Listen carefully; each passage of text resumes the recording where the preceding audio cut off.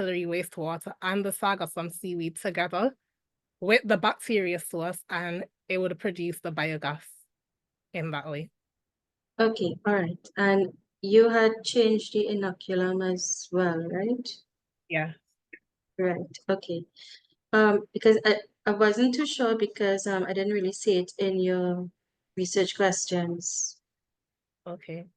Right? So maybe just to have a look at your research questions again and fine tune them. Okay. But by and large, the methods that I know, at least from the MSc Renewables program, those are standard methods, and you should state that these are standard methods as well, right? Okay. But excellent in terms of having those 10 replicates. Very often I don't see students doing that, those numbers of replicates. So it really does give a lot more punch to your results, that and so that it means that what you have done here can stand up to international, can go for peer reviewed publications as well. Thank you. Okay, so that's it for me in terms of questions for Shamika. Right. I just want to jump in and say we have about 12 minutes left in this session, just letting the discussants know to guide the timing. Yeah. Dr. Felix, any questions there? Right. Hi, Shamika. Yes, very good presentation. It was quite interesting. And actually, I learned some stuff from your presentation. So the thought is, so that as we know, it's seasonal. There's a seasonal variability. Could that influence the reliability and efficiency of your method? But moving from. So in terms of that, the sargassum, it's most abundant in the summer.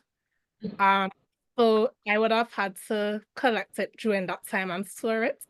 I did conduct an experiment to see like if it significantly influenced like how much biogas was produced, and it did have a slight effect, but it wasn't very significant. But I would have to look a bit more into that. Oh, gotcha. Okay. Thank you. Good, very good. Okay, thank you, Shamika. And we will go on to Shanice.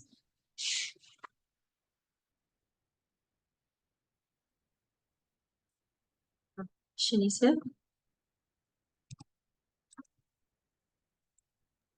Discussants, sorry. Sorry, yes. Shanice was absent, so we actually looked at a pre-recording of Shanice. So pre-recording, right? Yes. Okay, good. Sorry. Yeah, thanks. Okay, thanks for that reminder. Yes. And I know you mentioned that she was on her way or something, so I was just asking. Okay, so then it'll be Dudley Williams. Dudley, I see that there's a question in the Q&A here. For making houses more comfortable, how does it scale with climate change? Actually, there are several questions, right? Okay, I'm not sure. Okay, so for making houses more comfortable, how does I believe your approach would scale with maybe the impacts of climate change, or in terms of the need for cooling, I believe. Okay. So phase change materials for the building application, the commercial available ones, they normally last as long as you're building. So with at least 100 years. And again, you can install them on the wall, you can install them on the roof, in the floor. So there are so many applications for the material. So in terms of that climate aspect, so that is one part of the future work, where let's say we pick a material of 24 degrees Celsius now, but our nighttime temperature no longer goes down to 24 degrees based on future projection. So that material will no longer become effective. So that's one of the research that we are looking into. Can we do some projector to see, okay, what is the best phase change temperature based on our projected climate? So that's something to climate proof the technology. And again, there's a location. So based on where you are in Jamaica, on your elevation, you require different melting temperature. So hopefully that kind of gives an answer to the question. Okay. On that note, Dudley, I remember your map of Jamaica, right? But I wasn't too sure how you were using it. Can you explain that? Sure. Let me just bring it back. Okay, can you see my screen? Yes, thanks. Okay. So this map, basically, as I mentioned before, we took data from 25 weather stations across Jamaica, and you apply this temperature, this criteria for solidification of the phase change material. So we need temperatures to be less than 20 degrees Celsius for more than 4 hours during the night.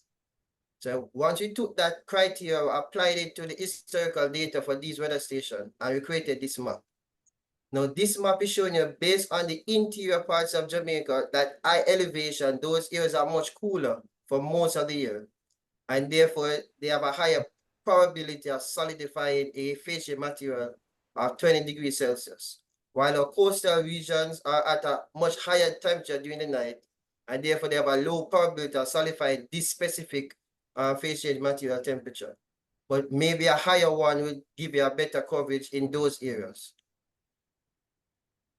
Okay, all right. So you're trying to relate it to the PCM phase changes. Yes. Okay, all right, thanks. Now in terms of the building application, so you said you could put the PCM in the roofs or in the sides of the inside of the buildings, right? So you're going to have like a change in phase from solid to liquid in some instances. So how would this liquid be managed then Okay, in so a building context? okay, so the phase change material is normally encased in a container. So it's not that the liquid will leak out to other areas. So it's in a package. Now, based on where or what you're trying to cool, you put that material on, let's say, on the exterior of the building. Because on the challenge with concrete is that if the sun hits it, it gets hot. So you really want to protect the concrete from the sun rays. So you can actually put it on the exterior of the building as a protective barrier from the sunlight. And therefore it allows the building now to allow the facial material to absorb the heat and protect the concrete. Other application is actually to create like an igloo effect. So think of it as igloo, and the facial material is the ice in the igloo. So if you have this cold storage of material, you can then use it to cool whatever you want. Because at the end of the day, think of it just as thermal storage in a limited container. So it all goes up to the application. But right now we are looking on, can we freeze this material without electricity? And that's why we are looking into nocturnal radiative cooling. Because that is the goal, because not everyone can afford to operate an air conditioner right now. So we're looking for a low-cost solution, which is using our nighttime temperatures for cooling. Okay, all right, great. Yeah, thanks for that too.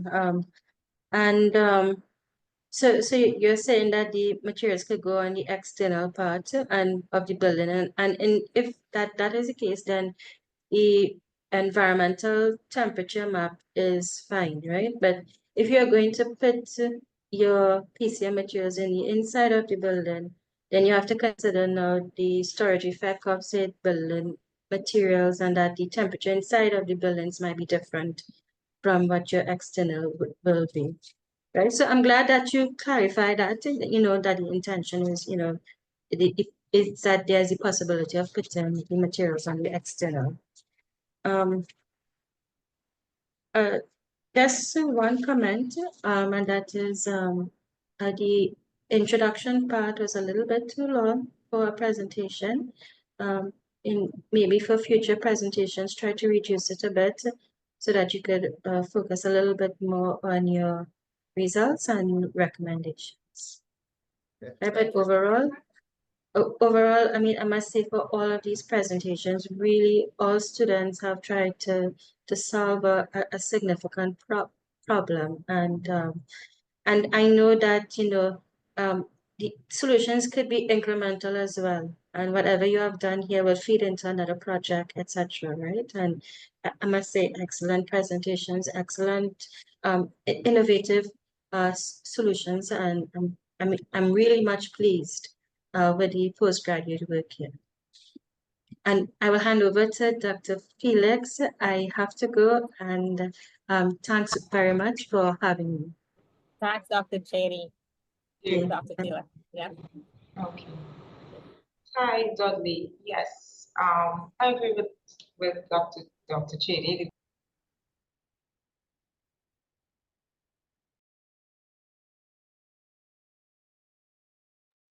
Dr. Felix, I think you muted your mic. Sorry about that. Yes, you sort of answered the question I want to ask you a little while ago, but my question is, with the energy demand, right, the increase in energy demand that is expected in the future and so on, and the rise in energy demand, can your research or have you considered your research fulfilling the needs or has the capabilities of fulfilling the energy demand needs? Was there any considerations of that in your research?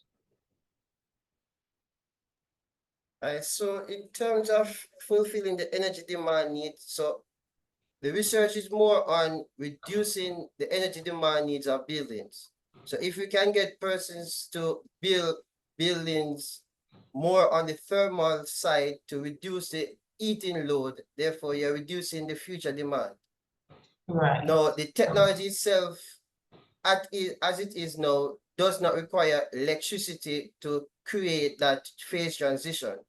However, based on how you're going to use it, it might require a fan to extract that heat and extract the coal and bring it to another location. So we need that heat exchanger. But for the most part, it will be way less energy consuming than an air conditioned system and giving the same temperature reduction. Okay, great. So then we could also reduce the use of AC as well. That's potentially.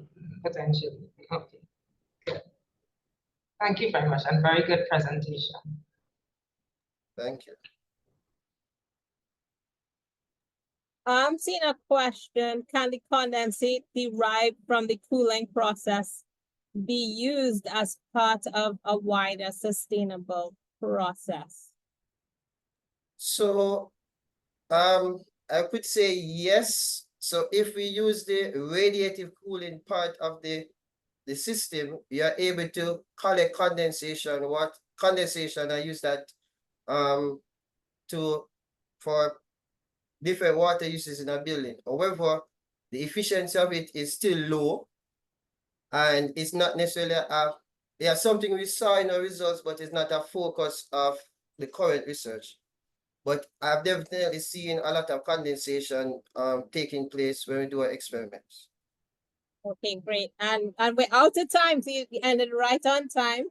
Thanks, everyone. Thank you to all the participants, the discussants, and we're gonna move on to the next session of the day.